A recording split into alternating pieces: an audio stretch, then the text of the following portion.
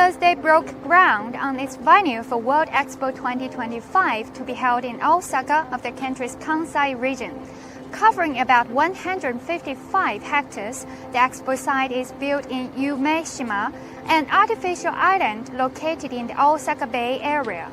A signature ring-shaped structure named the Grand Roof will be featured at the venue, which represents the philosophy of unity in diversity as a symbol of the expo, according to the association. Themed Designing Future Society of Our Lives, the World Expo 2025 is scheduled to be held from April 13th to October 13th, 2025. With the construction work kicking off in April, the installation of the venue is scheduled to conclude in April 2025, according to the organizer.